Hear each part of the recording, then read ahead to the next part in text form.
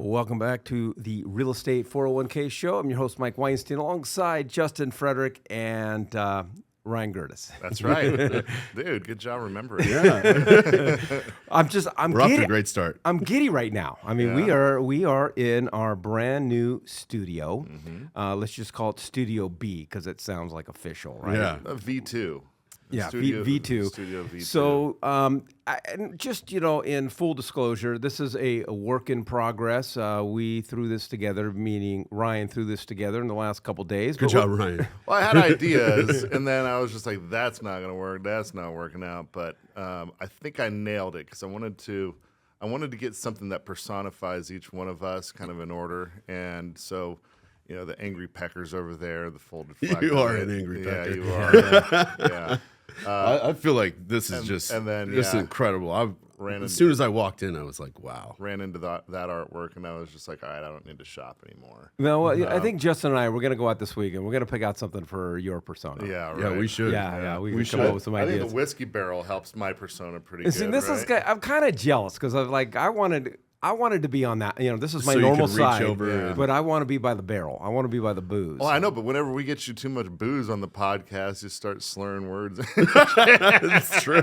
It's funny, is people have noticed. All right, you're going to want to text the word tree to 623-AZ-RECON. That's tree to 623-AZ-RECON. So Lending Tree did a recent survey and obviously surveyed home buyers and trying to determine what were the top 4 motivating factors for them wanting to purchase real estate and purchase a house. And obviously with our group in the Real Estate 401k group, our focus, whether somebody's buying a home for the first time or buying their 5th home or whatever the case is, we want to help people see real estate through the prism of building wealth. But I thought these numbers were, I guess none of them were shocking except for number 3. We'll get into number 3, and I shouldn't have been shocked by number 3. But what we find for most people, 62% of people surveyed said they want flexibility of what to do with the space because, as you know, when you rent, there are so many limitations. Mm-hmm. Yeah, I mean, not having those restrictions are certainly nice, but I think that we've been seeing more like on a lot of consumer reports that they're doing stuff that they want less, because we've been seeing lot sizes on demand shrink. Really? So sure. This is interesting because more people are interested in locking and leaving, having lower maintenance, or they're doing a lot of traveling, particularly because we're seeing a massive surge of folks that are, younger demographics. They may not be married or they, don't have kids yet or whatever. So so I found that interesting that's the number one spot, having flexibility of space, because we've been running into a lot of those. Hey, we just need the 3 bedrooms, 2 baths or whatever, because, I'm working 10 hours a day or we're traveling or whatever. But I also read this as, and I could be wrong because it's obviously not clear, but flexibility to do with the space. I want to paint the colors the way I want it. I want to do my yard the way I want to do it. I want to do the flooring the way that I want to, because as you know, when you get into a rental, it is what it is. And if you want to change anything, you've got to go through either the landlord or the property management company. Yeah, fair point. That's just not when I think flexibility of what to do with the space. That's not what I'm thinking. What about. are you thinking about? I'm thinking about them having flexibility, I guess, more with life, and so having less space and less stuff has been, kind of everything goes full circle. Now, I think it does. Now, obviously, with COVID, we saw a massive increase in demand for size of home because people were working from home. And larger lot sizes, too. Larger lot sizes. They were doing homeschooling. They were doing all those things. And so that really shifted things. And I think that a lot of those things are going to stick. But, we've already seen people lapse back to I don't need this big-ass house. It's just 2 of us or whatever. So we've already been doing liquidations on some people's assets for that purpose alone.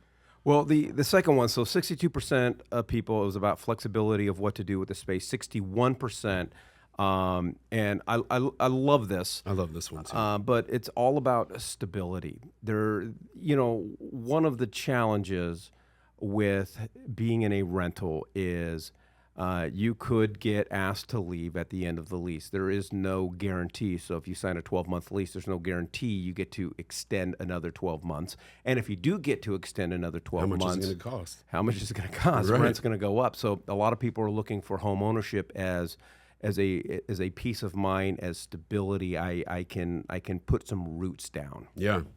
I agree with that one. I feel like that's the number one that I get from first-time home buyers is just wanting the stability of what is next month or next year going to look like for us. We want to make a home. We're looking at making a family.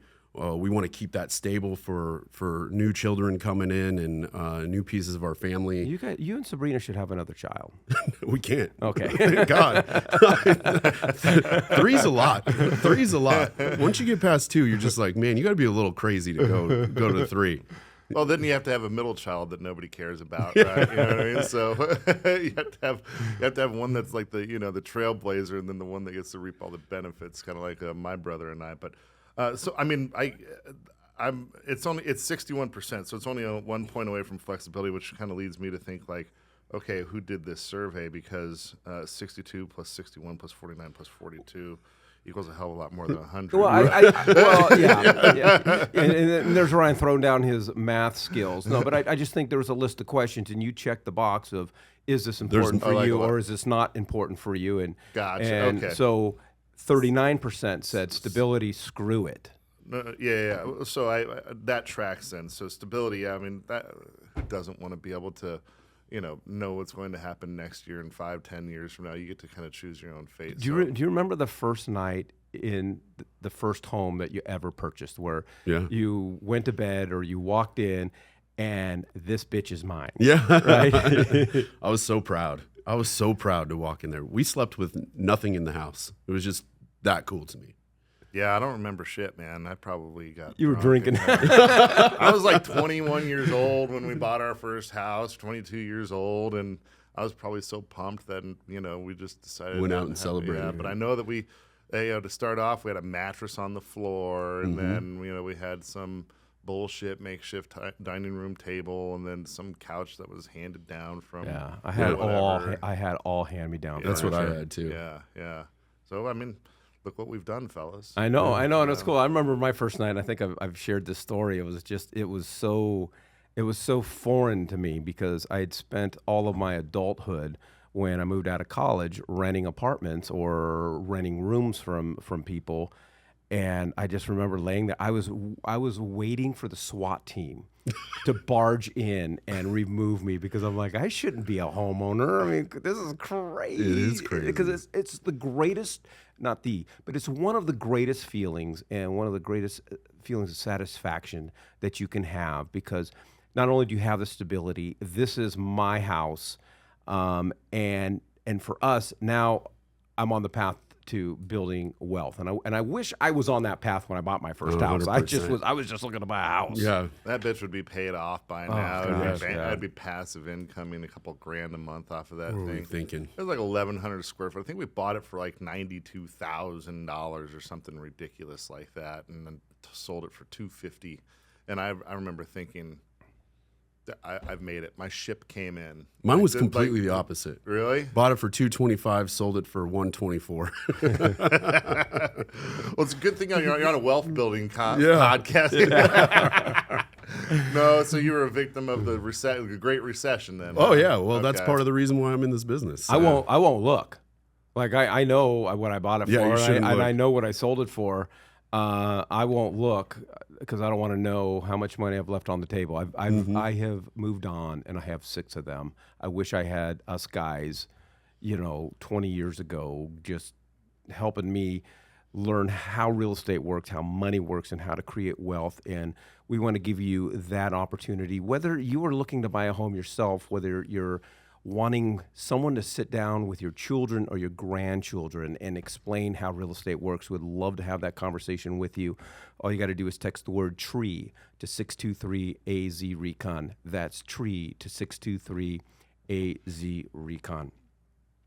this country just loses their ever-loving minds when it comes to pets and dogs and cats. I thought you were going to talk about politics here for a second. I was like, dude, I thought we were at the we're at the end. Don't throw more no more magic, man. There's too much.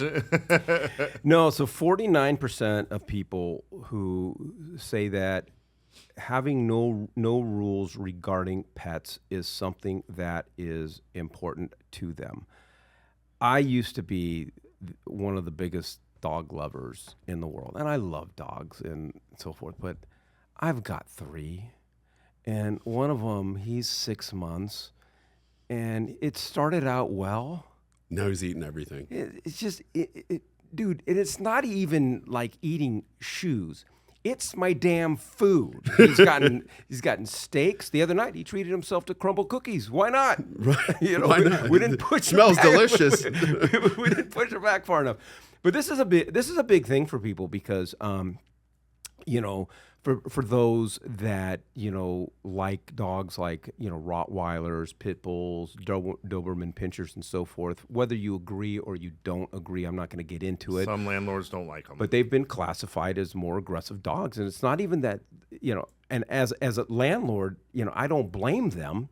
But landlords in a lot of cases can't keep the insurance coverage if a tenant has an aggressive dog. And so there becomes a lot of limitations. A lot of landlords do not like cats. If you like cats, if you have a cat, you're gonna have a harder time finding a rental as you would a dog. But then you have some landlords that don't want dogs, or they're fine with small dogs, but not big dogs, not realizing the small dogs are the ones that eat the shit out of your baseboards and tear up the Pee carpets on the floor, and so forth. Yeah.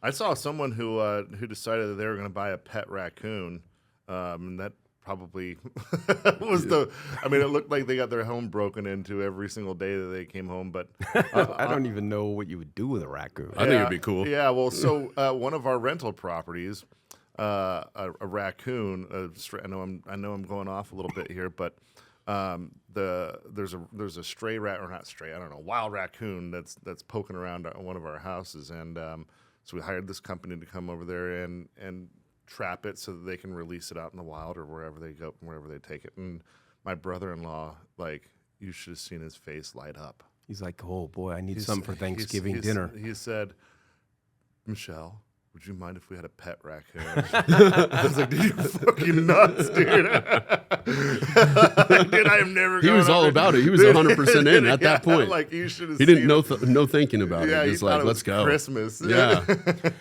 Well, it's all about, you know, home ownership does offer, and it's obviously incredibly important to Americans. You know, owning your own home does offer flexibility. It offers a tremendous level of stability. You have no limitations with your pets and rules. And I shouldn't say that. There are some condo complexes that you buy a condo, and they do put some limitations to the weights of dogs. But for the most case, there are no limitations. Sure. And we'd love to offer you the opportunity to have a discussion and go down this road with one of our real estate wealth managers.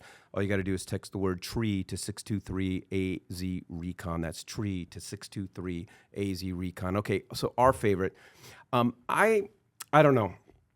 This just either tells me that Americans don't get it, or we don't have enough people listening to our podcast. Maybe that's it. Maybe both. Maybe I both. have a feeling that it started at 0, then they started listening to our podcast, and Now it's it's where full. Yeah. You see what I just did? You are a glass half full, my friend. So 42% of people say it's important for them, as far as home ownership goes, that they realize appreciation and they're on the path to building wealth. It is something that our listeners, especially if you're new to this show, it is something that we preach. It's something that's important to us. It's something that's important to us as investors ourselves, but truly our passion. And I feel sometimes we spend so much time, Ryan, talking about the investment strategies and cap rates and pro formas that oftentimes people who've never owned a home go, oh, these guys aren't talking to me. I don't, you know, most agents say they love first-time home buyers, and it's true. There's no greater feeling than handing a first-time home buyer the keys to their first home. That's not what gets me excited. When we work with a first-time home buyer and we are handing them the keys to their first house, we're handing them the keys to their first property in their investment portfolio, and it just gets me excited. I feel like the 42% is way too low. I mean, I feel like everybody who's buying a house should say 100%. You know, I'm in this for the investment, the appreciation. But just like you were saying earlier, you know, I wish we had guys like us telling you, and that's what you guys are giving your clients. It's absolutely every home that you should be buying, you should be looking at as an investment to retirement, to another home in your portfolio. I mean, if I want to know what your number was on your first house and what you missed out on. Nope. I'm not telling you. I'm not telling you the address. And it's not on tax records. I had Maricopa County permanently redact that. They got bulldozed. They shredded all the time. But you know, Ryan just brings up an interesting point, because I think a younger couple or a younger buyer, they're not thinking in terms of long-term, of retirement. And so therefore, they really don't have a baseline for understanding how real estate can help them get there. But it's one of the most important things when you are a first-time home buyer, understanding that this is step one to truly building generational wealth, being able to retire on your terms. So number one, this is not just surveying first-time home buyers. This is surveying everybody, main reason to buy a home. Absolutely. Right? And so unfortunately and sadly, I feel like that 42% is actually higher than what the actual number is. I can almost guarantee you that the amount of people that own homes, 42% of them do not own an investment property. 42% of them are not looking at it as an investment. Agreed. I'll bet the number is closer to 15%. I bet you it might even be lower than that, too. I agree with you. Yeah, and so that's what's even sadder to me is why it is, because I look at that number and I almost scoff, because I think a lot of people like to think about it. I think a lot of people like to talk about it.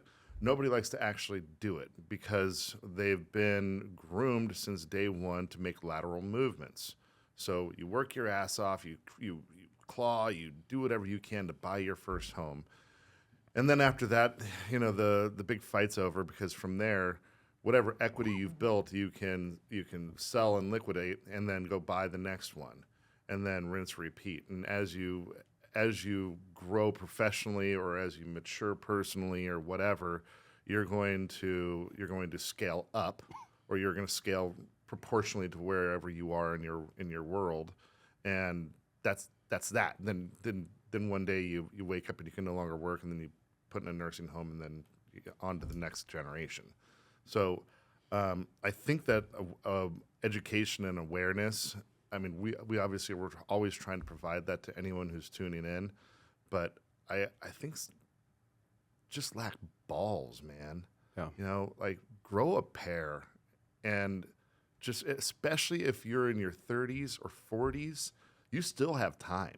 I think that's another huge fear, is they think, oh, well, shit, I didn't have my shit together until I was in my 40s, so now it's too late. You can't teach this old dog a new trick, and you know, what am I going to do with an investment property? And by the time I make any money off it, I'll be dead, so what do I care? No.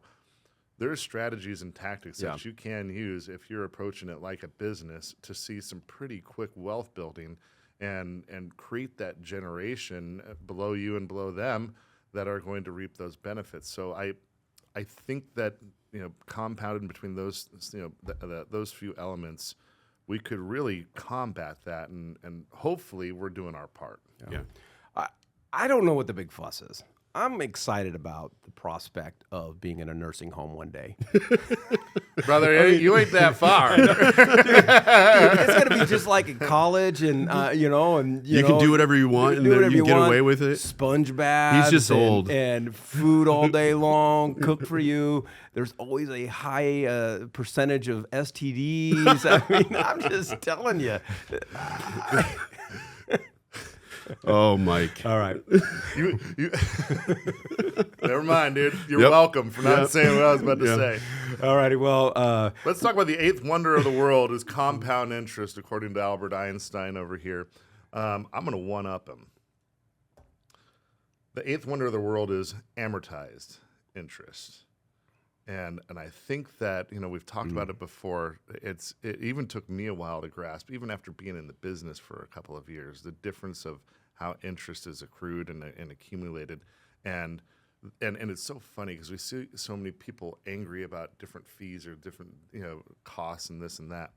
They don't realize that they're paying an amortized interest on their loan. Yeah. And the copious amounts of money that is costing them for that loan over there.